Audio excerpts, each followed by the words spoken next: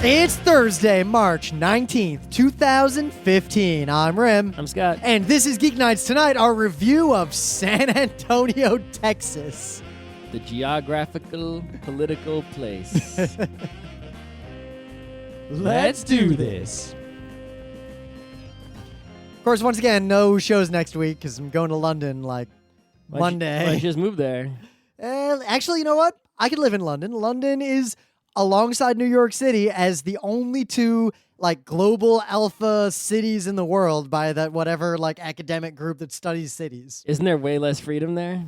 Arguably, it's pretty similar to what we have here. I mean, the real difference is... there's no freedom of speech. There's not even Miranda rights. Well, here's the problem. Practically, yes. Well, practically, they're very similar, but ideologically and law-wise, they're very different. The only things that practically affect you and me if we were living there is the fact that truth is not defense against libel, meaning we would be fucked.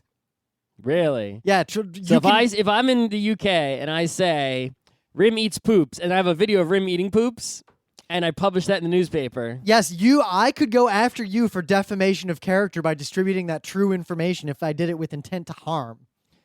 Yeah, you did it with intent to harm. My intent was to make fun of Rim because he eats poops and to let everyone know so that no one goes near him because he's dangerous with his poop eating. This is why it's true. Here's a video that's unaltered of him literally eating poops. Yeah, so truth is not defense for that in the UK, which is why many, many, many people around the world will never go there because they have lost a case that they never went to testify in and don't want to deal with because someone else engaged in libel tourism. Let me ask a question. In the UK, do they have warning signs on dangerous things? The pit cannot say. Here's the other problem, Scott. Because it's British, English, common law shit, the judges could just be like, yeah, that's stupid. Yeah. In a way that we can't hear, the argument you were about to make. Good reason not to go there. Yeah, but at the same time, imagine there's a lot of cases where our judges should be able to say that is stupid, but instead they don't because they can't because we have a constitutional system. Goes both ways. Listen, their courtrooms are way scarier but way cooler than our courtrooms with their big, tall, magistrate, scary things on the side with really hot tie-up. And yeah. You always see them in the historical type movies. Dennis. I'm pretty sure they're not actually like that anymore, but maybe they are. Sophie! Yeah, that kind. Yeah. Oh, my gosh. So, yeah, anyway, it's Thursday. You got any news for the Geeknights Lounge? There's not really any news, and it's not a lounge. There's a lot of news. So I had to steal Monday's news. All sorts of shit's going down. Not really, no. There's nothing going down. So Monday's news. Windows 10, which is coming, which is looking to be the next legit Windows. I mean, even if Windows 7 is still just fine, which it is, you're probably going to need to bail on it at some point, right? All the people, Windows XP is just fine, but you kind of need to bail on it at some point. It's not just fine. A lot of shit doesn't work on it. Well, that's what I'm saying is that it's still perfect. There's nothing quality wrong with it other than the fact that they stopped maintaining it and now it's too old, right? Just like Windows 2000 is great. It's just you can't use it anymore. It's got performance and memory. It's not, anyway. But Windows 7 is nearing that too old point. It's still usable today. I still use it today. But it's getting to be too old soon. Soon. I've moved to a point in my life. So like it or not, you're going to have to go to Windows 10. You're not going to want to go to 8. In the old days... Not that there's that much wrong with 8 either. It just has a bad rep. I went Vista and had a bad rep. bought Windows 2000. I would upgrade my operating system. And in the modern era, I only upgrade my operating system when I buy a brand new computer. Yep. So anyway, Windows 10 is coming, and they're going to make it what they should have done a zillion years ago. Well, they're not doing it exactly the way they should, but it's going to be a free upgrade to anyone who's got Windows 7 or 8 or whatever. There's a pointed, important piece of what you just said, though, that even pirated copies. Yes. Even if you have pirated Windows 7, you can still upgrade to Windows 10. But if your copy of Windows is not genuine, your Windows 10, you'll upgrade to it. It still won't be genuine. So the thing is, what they're going to be doing with Windows 10, is sort of updating it and making sure everyone's got the newest, best, basically trying to get everyone on the same Windows. Really, that's their goal with this. Yeah, which is actually a really good idea because a lot of the bad things that are happening out in the Wild West of the internet is because most of the world is running pirated Windows XP. The thing is, there's a question of if people have the ungenuine Windows 10, are they going to get updates or not? Yep. Because it's ungenuine. Also, Microsoft's fucked either way. If they say no, then half the internet is going to say, look at you making the internet less secure by denying security updates. Also, it's not free for business, Yep. but that makes sense. And the other thing is that it's only going to be free for like a year, and then they're going to start charging for it like normal. This really doesn't make sense to me. Really, Microsoft, you want people to use your shit, you should make Windows 10 free. You should make Office like $50 or less for the whole thing. You shouldn't have all these different versions. Well, the target customer for Office really is and you businesses. should only charge. You continue to charge the businesses an arm and a leg. But for regular old people, you should just make all your software way cheap, and people actually buy Office if it was affordable. Well, I would right? charge businesses. It's like I have Office. I got it one of those like cheapo deals from like for $10 or That's something. also how I have Office. I basically never use it. But I use it all the time, but I don't ever upgrade it. I use the Excel spreadsheet sometimes. Well, to yeah, because order the Google comic books. spreadsheet is not. No, it's not. But if you said that the brand new Office was like $30, I'd be like, I never use that, but why not? Just to have it. You never know when you're gonna need that. It helps. Yeah. But Microsoft, you're screwing things. Plus, some guy out there has a Mac and they want to do boot camp. Pick up a copy of Windows for nothing. That'd be real useful. But they don't do it. I don't know. I feel like we could have a long conversation about this on a Monday because there's a lot.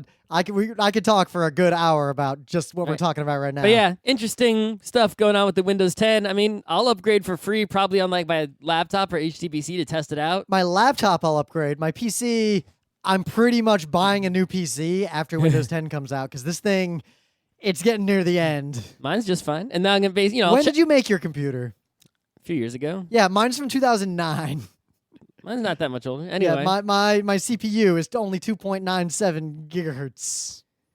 Mine probably 3. I don't know. Anyway, I'll upgrade on like one computer to see how it goes and then do the rest if it's good. So there is a lot of news that Scott doesn't want to talk about global politics and all the real stuff. Stuff that doesn't matter. Yeah, but there is something interesting going down, not just in the Windows world, but to kind of take a page from, we're slipping all our tech news into Thursday. So there's a little slap fight going on between Elon Musk and Lyft CEO and the people who do Uber and Google people. But he's making cars and they're driving cars. Yeah, so think about this. And Google is making cars that drive themselves. So think about this. Why are they fighting? Let's say I make the self-driving car that works and cities say, the government says, okay, those are allowed on the road. Sure. Only how long will it be before no one ever fucking needs a cab with a driver again? So cab drivers are fucked. Uber drivers are fucked. Anyone who drives cars as a job no longer has a job. Sure. Yeah. So at the same time, Uber and Lyft both basically are going after the same market of you don't have a car and you need someone to drive you somewhere and you can't afford a chauffeur. Mm-hmm. Uber is going down the road of, eventually Uber will just be nothing but self-driving cars. It's going to be fucking awesome. Oh my gosh, no one needs to own a car. Mm-hmm. Lyft, the CEO, basically a couple days ago, went online and basically tried to make this argument that self-driving cars are not the future and never will be. All right. And it seems like he is trying to placate his drivers because they need basically all the people who drive cars for a living are really, and pay attention, are afraid of Uber, but they're also afraid of self-driving cars. So Lyft is trying to get all those people on their side. See, these companies... Because this statement, what he said, is ridiculous. The idea that self-driving cars won't be the only cars on the road within 100 years is ludicrous. 100 years? Within 100 years? He said 100 years? No, I said within 100 years. Oh. His exact... There might be someone out there driving a car for fun. Yeah, maybe, but maybe not on public roads. Who knows? Yeah.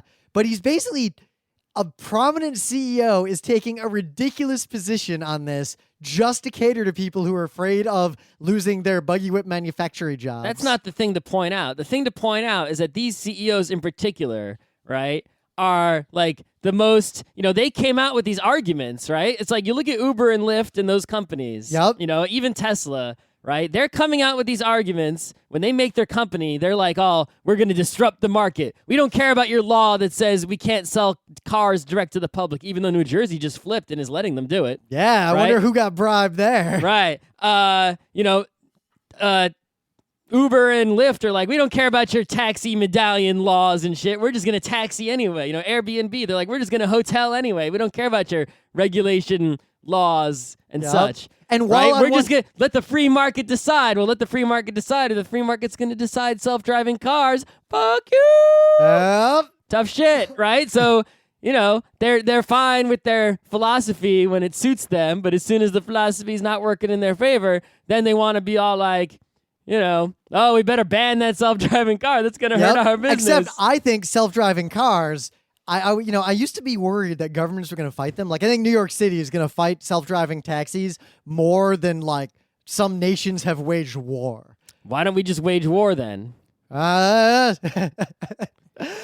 all the taxi drivers go to City Hall and try to fight the self-driving car, we'll just program our self-driving car to run them over. There'll be a lot less votes for the anti-self-driving car crowd. I thought you were a pacifist and you were anti-murder. Listen, there's only one way to get things done quickly. You either wait for the old people to die or you make the old people die. So I'm in a hurry. When you're not in a hurry, then you can wait for the old people to die. I think the old people... When you're getting old, well...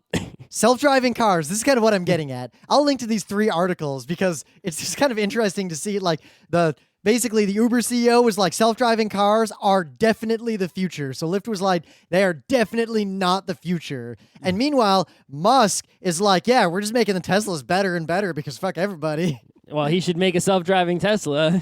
Well, give it time. But they actually added a really interesting thing to the Tesla. Oh, yeah, I saw that on Slashdot. If you're driving a Tesla, the number one thing you worry about is, am I going to run out of power and be impossible for me to reach any power station for my Tesla? So they have a new system they just put out in an upgrade, and the new system will basically warn you if you're driving somewhere, and it's like, listen, if you drive any further, you will not be able to recharge fucking anywhere, and you will run out of battery. Turn around and go to this way. That way you will stay in range and not be screwed. Definitely a needed thing. So as long as you have the newest upgrade and you're not a dumbass, you will never have the situation of dead, uncharged Tesla out in the middle of nowhere. Honestly, if I have to buy a car ahead of self-driving cars, I'll probably buy a Tesla or something like it. Yeah, actually. Okay. They're not that expensive. I would, if I had to buy a car today and I could afford any car. If I had to buy a car today, I would buy a Tesla. I would probably just buy because I still live here. They have that electric BMW that's probably way more practical. I don't know. Maybe I'd get a hybrid. I don't know. Maybe I just get like a fucking Miata Roadster. And I don't know. I'm just going to wait for the self-driving car and then I think, buy a car. To turn this into Thursday news, I think this is the one and possibly only technological issue where the old people are going to be our allies. Not the rich people, the old people. Why would the old people like self-driving cars? Because they're right going to now, be afraid the self-driving cars will kill people. Old people have a lot of trouble driving and lose autonomy. But old people like driving despite the fact that they can't. And but they're going to be mad time, if you have some newfangled, wearing a whippersnapper, self-driving car. It's going to kill everybody. More so than they're going to kill everyone driving with bad eyesight and no reflexes. But at the same time, I think it'll be a pretty easy sell to a lot of old people, especially like one more generation I'm sure there will out. be some old people who basically, are having... I mean, I have friends who aren't even old who like can't deal with the Access-a-Ride because it's garbage. Yeah. And cabs are expensive. And exactly. But they will be happy at a self-driving car, but... enough old people, because there is an increasing backlash against elderly drivers and, the problems they're causing. I think if that backlash pushes a little bit further, once self-driving cars are feasible, that is a huge way for really old people to maintain the autonomy they've had for mostly their entire lives. But people don't vote for what's good for them. The same old people, it's like, man, that healthcare would really help them out, and they vote against it anyway. So you can't, that's the reason that old people are a fucking problem. Yeah, but they vote against that kind of stuff because it's a very abstract problem. This is a very direct problem. They're old people. You basically... No, Scott, you don't pay attention to politics. When you put old people in front of something that directly affects them in a way that they can see... Yeah, and they'll say, oh my God, it's an evil self-driving car. Yeah, that's the kind of things they do if it directly affects them and hurts them, or at least they think it hurts them. They will think that it hurts them. I don't think so. And they will be easily swayed by people like the Lyft CEO because they're old people. No, because I think there's a lot more money. Where is this sudden hope coming from? Because this is one area where those people do have real problems. I'll believe it well after I see it. I'm pretty fucking cynical, but you've kind of gone off the deep end of The cynicism. fact that old people are afraid of a car that drives itself, I'm pretty sure that is the much more likely scenario than old people loving some newfangled technology. Yep, but when the choice becomes you don't get to go anywhere ever, That or choice they won't have. They'll just keep fighting to keep their driver's license, which is they have successfully done for a very long time. that is true. But what might also cause this is who manipulates the old people? Who does that? It's pretty much Fox News and Republicans in Congress, And right? why would they be in favor of the self-driving car? Because they are not. A lot of them don't actually have chauffeurs and drive themselves. All you need to do is get every one of those old-ass members of Congress free self-driving cars. You mean the same ones who will make laws about banning insider trading and then insider trade? They don't give a shit. They don't care if self-driving cars are illegal. They'll make them illegal and then fucking have one. They don't give a fuck. No, but here's the problem. If you bribe them with self-driving cars and they give them to their old relatives and all that kind of stuff, they might try to manipulate the laws to make sure they can keep playing with their toys and their families can keep playing with their toys. You got to go for old rich self-interest to then manipulate old scared non-self-interest. The old rich self-interest is to have the toy that no one else has and make it illegal and still have it.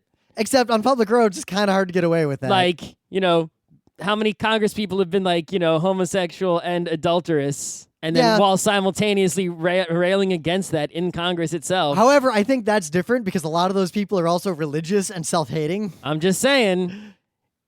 I mean, they're the ones who think that, if gay marriage were legal, then, wouldn't we all just be having sex with men all the time? Things that you are saying, you are basically describing a scenario in which people who are advanced in age and or evil are agreeing with things that young and smart people agree with. Sometimes and that is not that a scenario happens. that will ever happen. It only happens if the thing is in the direct When has it self-interest happened? of the old rich people. Because in all the times when it is not in their self-interest, they still don't do it. So because the voters are manipulated. What is the time that this happened?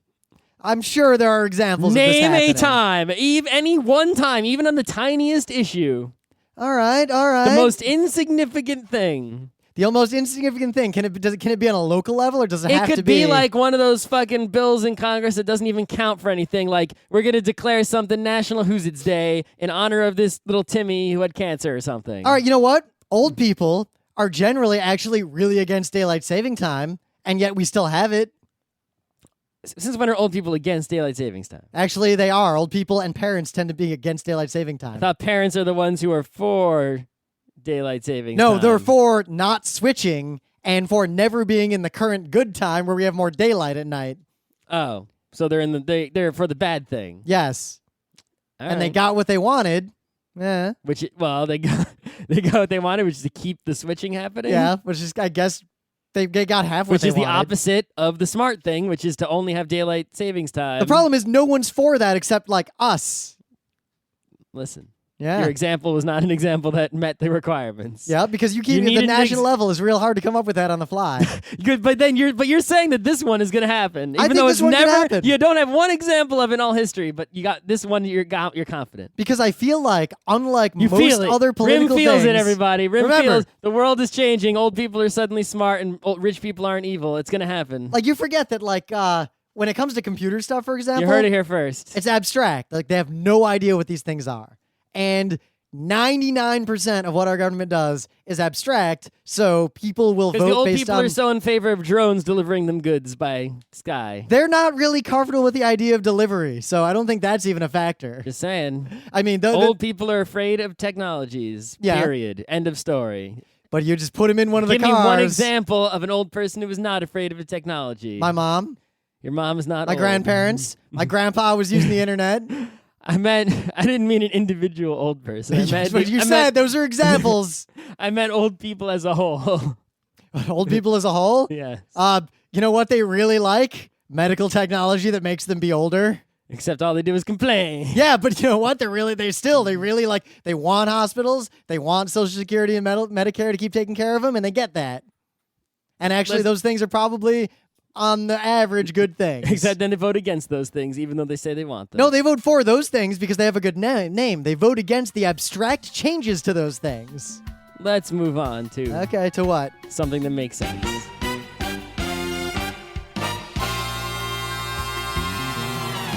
So, things of the day. I linked to an episode in a conversation on Twitter that we did back in like 2007 because it was relevant to a discussion.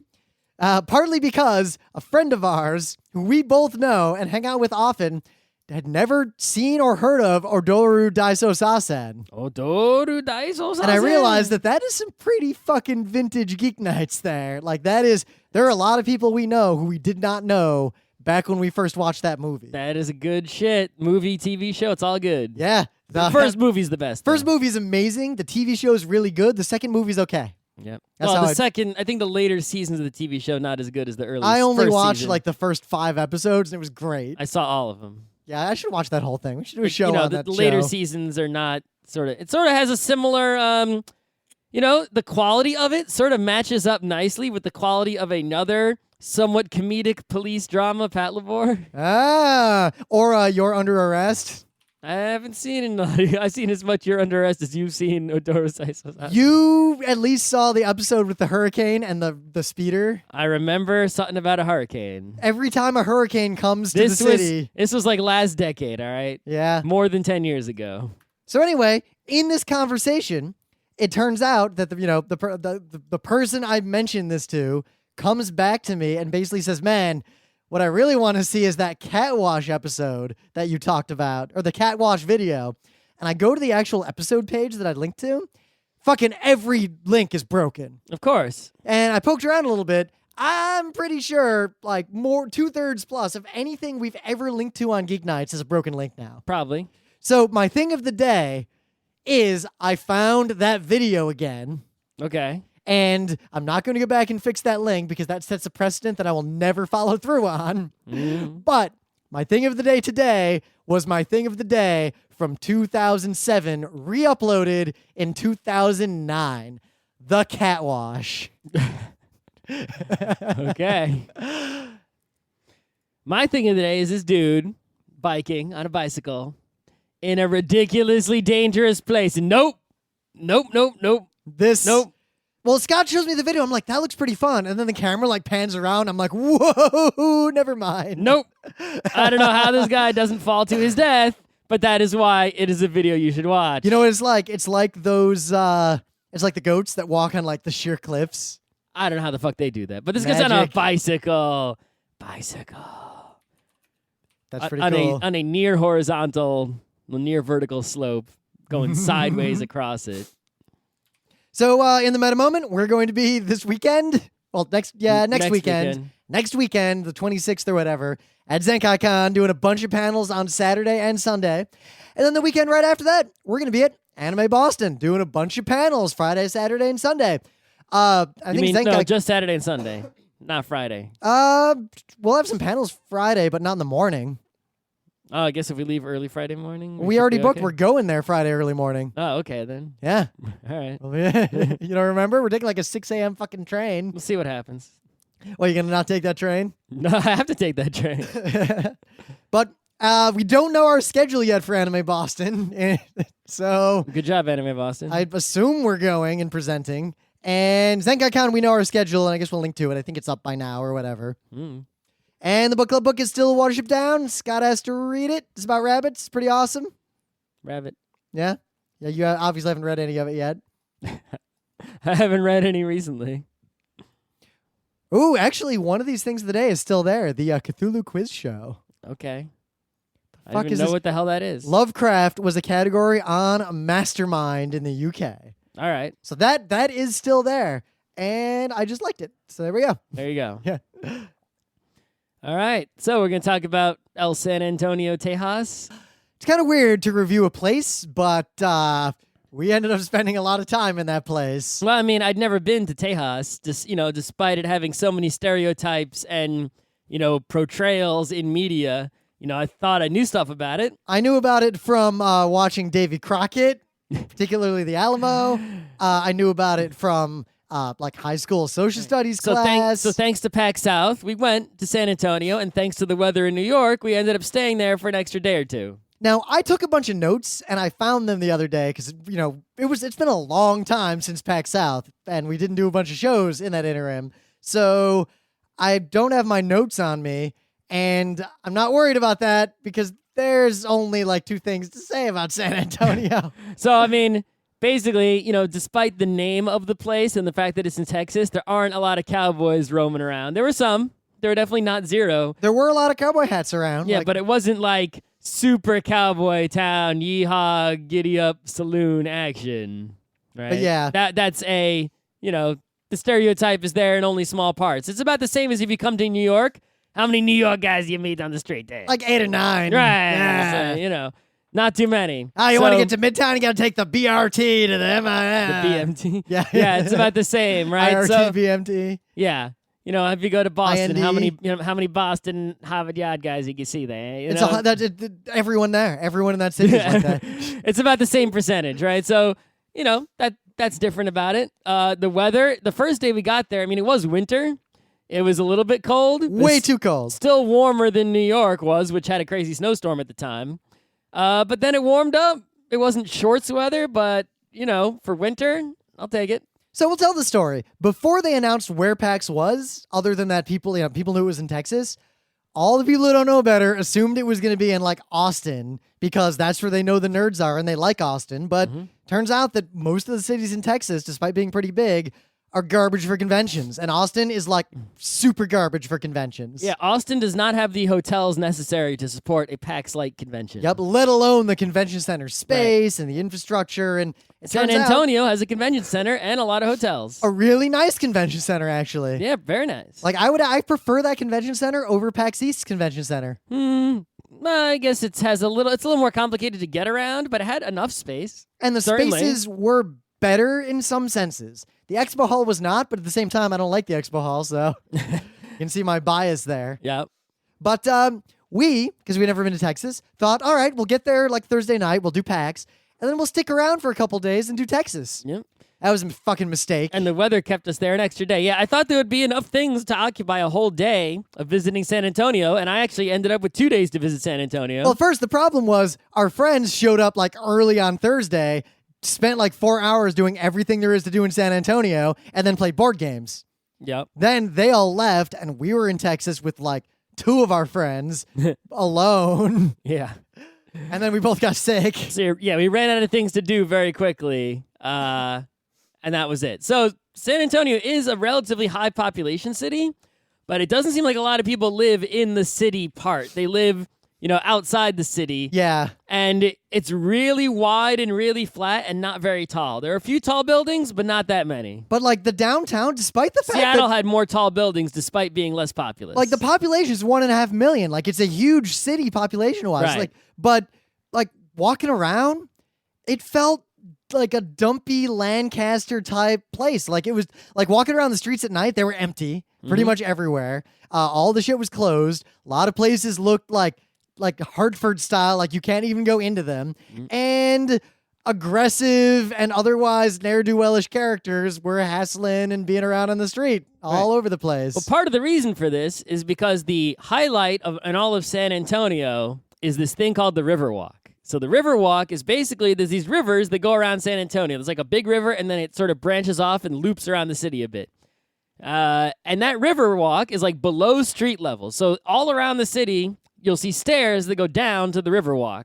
And you can walk around down there. And there's a river, and you can get a boat that'll take you around that river. And, it's got these nice walking paths on both sides of it. And, Yep, and there's a bunch of restaurants. yeah, and there's all that's down there is basically tons of restaurants. And, of course, if you want to walk around the city, it's easier to just go down to the Riverwalk, walk along it, not have to worry about street crossings or anything, and then go up the stairs close to your location. But like most of the city that we saw, we pretty much went everywhere that was in walking distance of PAX. Yep, which is pretty much all of downtown. Every place that there was real stuff in San Antonio. If you leave the Riverwalk, a lot of really like shitty places. And if you get to the places that are like have stuff going on, most of them are just parking garages and office towers and like businesses you can't get into and no one on the streets. Right. Well, the Riverwalk does is you got to understand. So you'll be on the Riverwalk and you'll see a restaurant on the Riverwalk directly. That restaurant is part of a building. If you look up at that building at street level, you'll see it's, kind of tall. Maybe there's apartments in it or something or offices. But if you go up to street level to that building, you can't really get in. Like, there's no entrances or anything. It's There'll just be a sign that's like, go to the Riverwalk, and like a barred up door. right, and that the reason is because the restaurants are on the Riverwalk.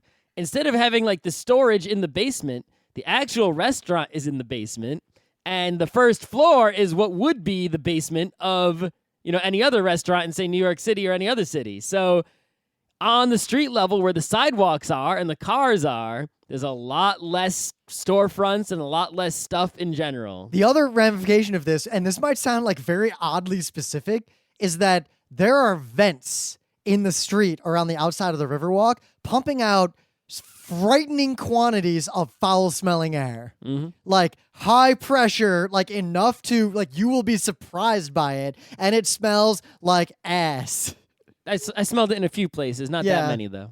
I bumped into it more because I remember I walked off a couple times at night to try to get coffee, because it turns out that all the Starbuckses are like in office towers and in malls and things, and you just can't get coffee in It's the very evening. Hartford-like in that sense. And that, Yeah. It's not a place. I didn't see. I saw one grocery store, I think. Yeah, the downtown like clears out. It doesn't seem to be a place where people live. Most of the people seem to be working, staying in hotels, going to PAX, or waiting to get some sort of public transportation or car to get in or out to go to where people actually live. What was really interesting is walking around the Riverwalk, because like a lot of PAX people didn't seem to go down there for dinner. Like we did, and like a lot of the enforcers did, and a lot of the speakers did, but like the average attendees seemed to come in, do PAX, eat lunch at like a local place, and drive home, because 90% of PAX felt like locals. It was very local PAX. It didn't seem like a very large number of people at all had traveled any distance to get to this The PAX. hotels were dead at night. Like no one was gaming. No, the lobby of our hotel was pretty crazy every night. No, it wasn't. But There were like 15 people down there. No, there was a lot, but they were all drinking. There wasn't a lot of gaming. Yeah, I was saying there's going no on. gaming. There were like 15 or 20 people There were a standing lot around more drinking. than 15 or 20 people getting drunk in the unless you count the hotel. restaurant.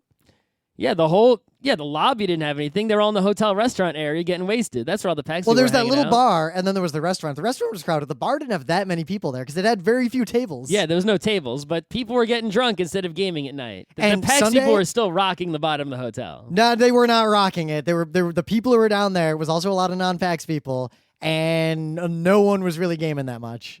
They definitely weren't gaming because there were no tables, but there were PAX people, filling the bottom of the hotel every night of PAX. I think you misremember. There were very few people down there. there were people down there. Yeah, I know. Not that many. There were plenty. No. And- I probably took some pictures with my phone. I can go look. Yeah, okay. I'm highly dubious of your account because I went down there to try to get a drink, and I went back upstairs because there wasn't much going on Saturday or Sunday. Well, Sunday, everyone already left already. Yeah, well, Sunday, no one from PAX stuck around except us and the people who were stranded by the blizzard. They bailed the hell out of that PAX. But then walking around on the Riverwalk, almost everyone we ran into who was not from PAX It was old people. was like 40s and up, like families with kids Mhm. who had obviously driven in for like the afternoon and dinner and then were driving out, Yep.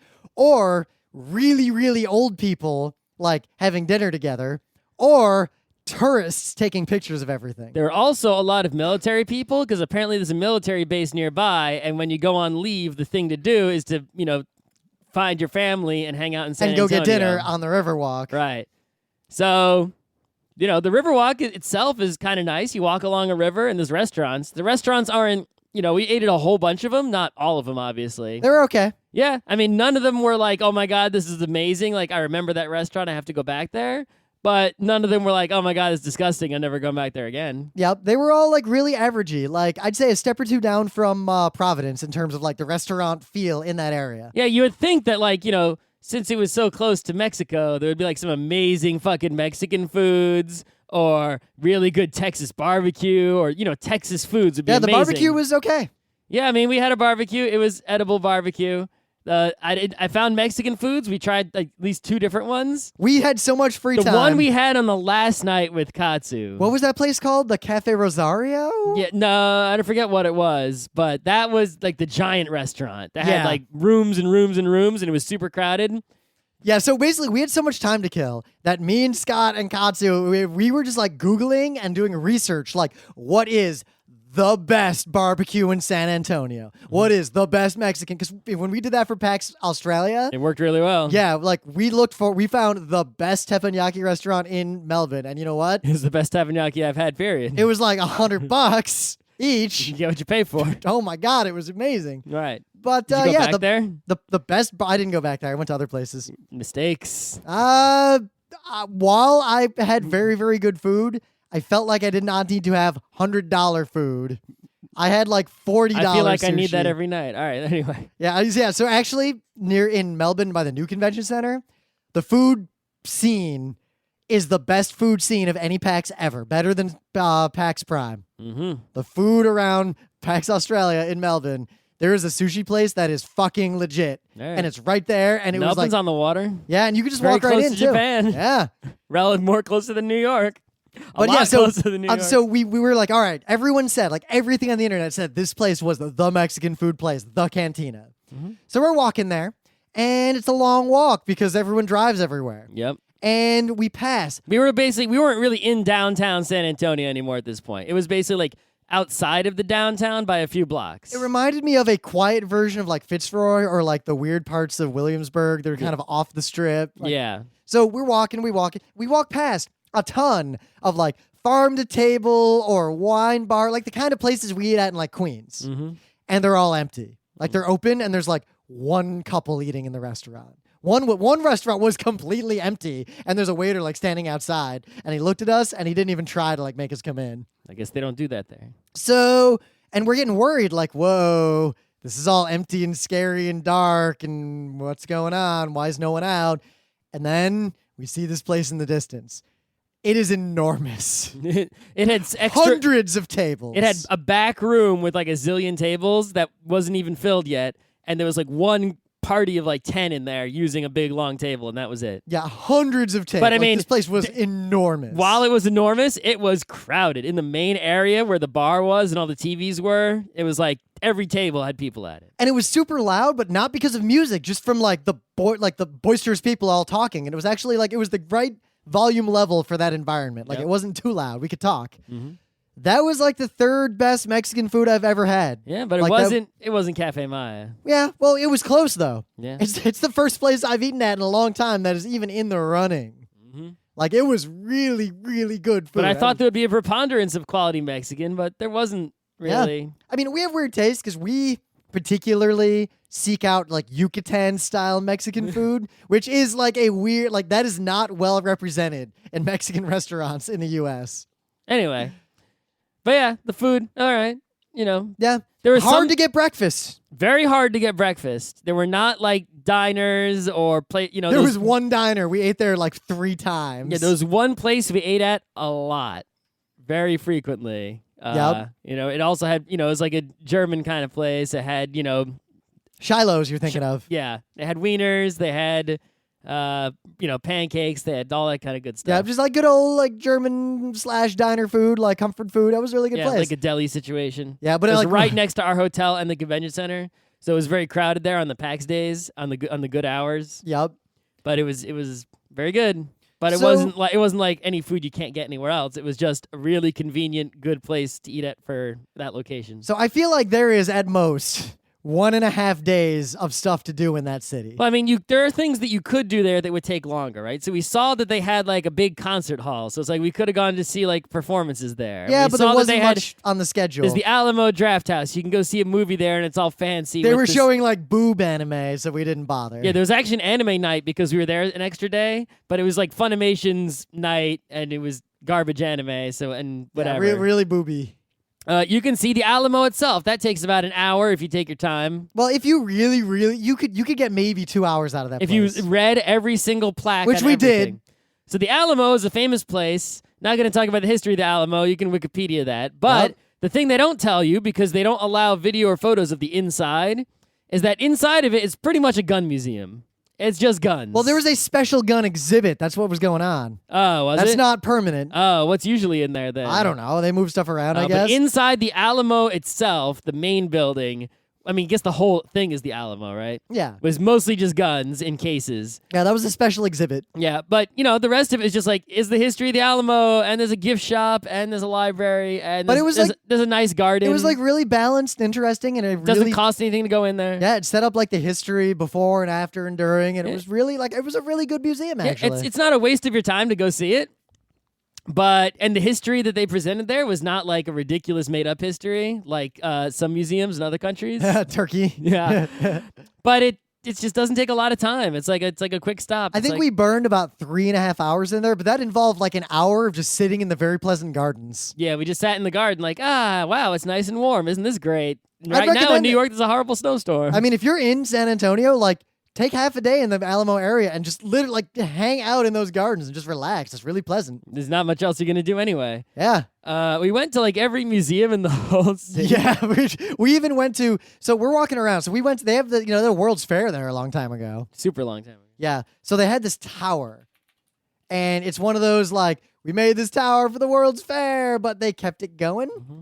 And there's this whole like Tower of the Americas park around it. That's kind of like if Queens was in more repair, and it was pleasant. Yeah. That killed 2 hours. Yeah. Walking around.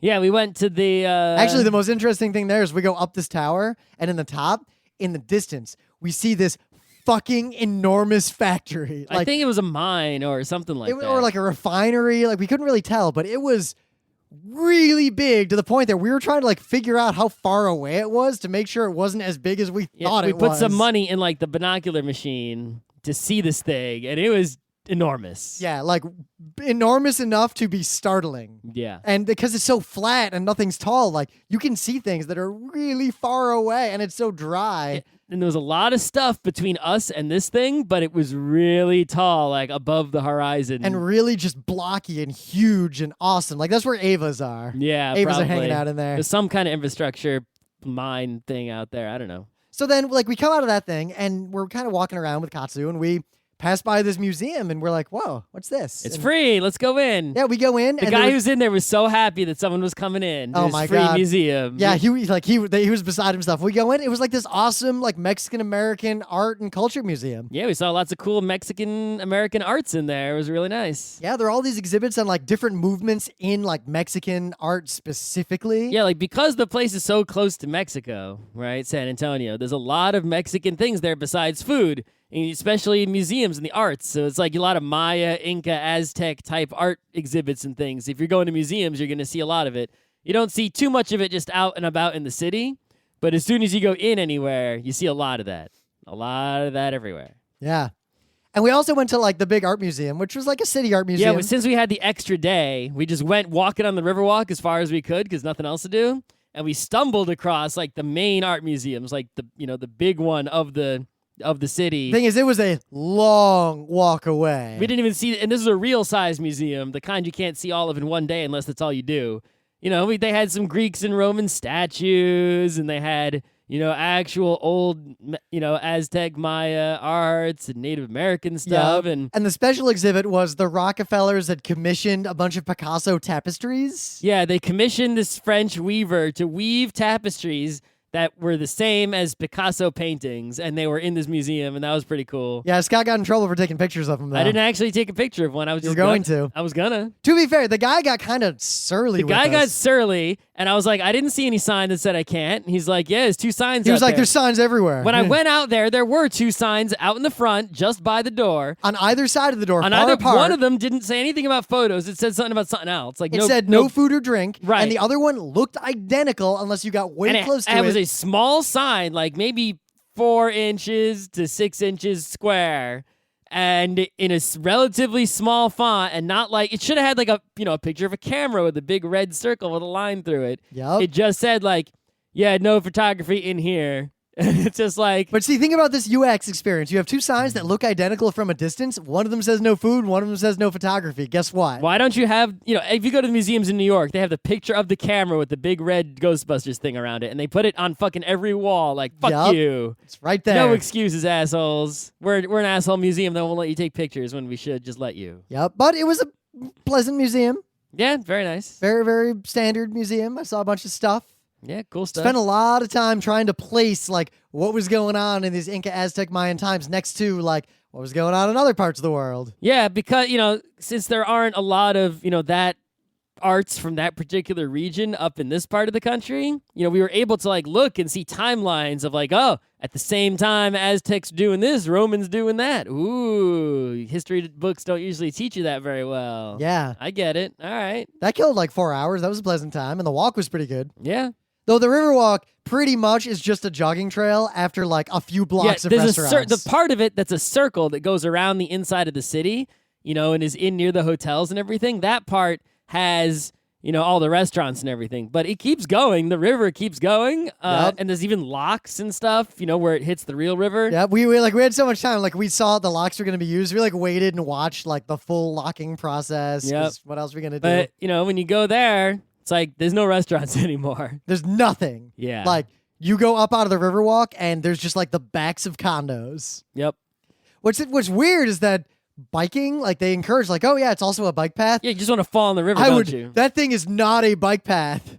Like, one, if we were biking, it would have taken us like 4 minutes to get to that museum. Also the stairs. Yeah. Yeah. But yet we saw like tourists like just, I can't imagine tourists don't fall into that river like every day somewhere. I didn't see anyone fall in. I was waiting for it. I was amazed no one fell in. Yep. Yeah.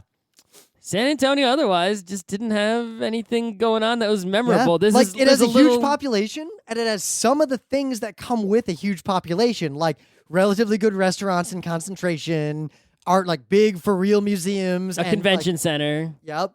But it didn't have any of the other things that big cities have. Like Boston is a way, way smaller city, both by size and population. Yet Boston feels like a city. Yep. Boston feels like there's stuff around you. Like I can find a restaurant and a bodega. There were basically like even during weekdays, there were really no cars. I mean, there were cars, but it wasn't high traffic ever.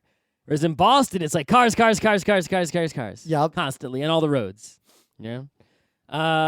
Also, they have, you know, a sports team, the Spurs, which is... I just saw the Spurs get their asses kicked by the Knicks. But that stadium is well out of the town. It's not like it's in, you know, downtown or anything. Yep. Boston, a smaller city, has like has a baseball stadium right in the city. But I guess like... And that causes a lot of happening stuff to happen. What was interesting, though, I remember we went up into that tower, and you could have there are people who have houses, like regular old houses with yards, like I lived in suburbia, that were easily like a 10-minute bike ride from the center of downtown. Yep. That was weird. Houses with backyards. Yeah. Yeah. And I looked at like, they're not even that expensive. No. Like the Alamo Dome was there. We could see that. That's where I forget which college football team. It belongs to a university, but it's ginormous because it's college football, right? And that's like just outside the city near those houses. There was that weird building that had like all the like defensive looking berms around it and things. We didn't quite figure. It was like some cultural institute. Yeah, and then there's like a judge training center or something. Yeah. And it got all kinds of, you know, there's stuff there, but it's very wide, very spread out, very like you get the impression that the nightlife there is... If you live out in the suburbs and you drive into the downtown to do stuff and then drive back home, so you don't get like the benefits. Or of living... you do stuff out in that suburb. You don't really need to come all the way to the downtown. Yeah, it'd be like living in Beacon if Beacon were closer to like a place with jobs. Yep. Yeah, there are definitely places to work there. Yep. But like the downtown just felt really hollow and empty. And we spent a lot of time walking around like during weekdays, during weeknights, weekend days, weekend nights. They all felt pretty much the same. Like rush hour, you didn't see more people. You just saw like more traffic leaving. Mm-hmm. And like restaurant time, it got crowded, but it was only like tourists and like it PAX wasn't people. Yeah, tourists and PAX people and old people and families. It is weird that we saw a lot of people who were obviously like on vacation there. Yeah.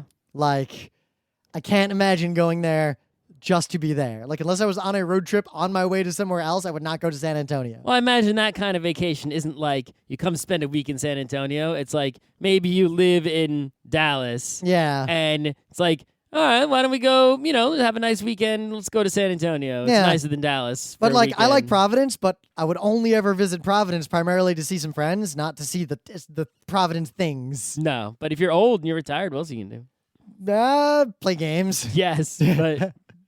So yeah, San Antonio, I'll probably see you again next year because I guess I'll just go to PAX again, but... Yeah, but otherwise... Yeah, I'm coming in Thursday night and I'm leaving Monday morning. I might even leave Sunday night just to get the hell out. Oh, yeah. I don't know. I like having dinner and hanging out after a PAX. I can get a really late flight. Yeah, I'll still won't go to work Monday. true. I've done that. I don't like having the flight hanging over my head. Anyway. Yep.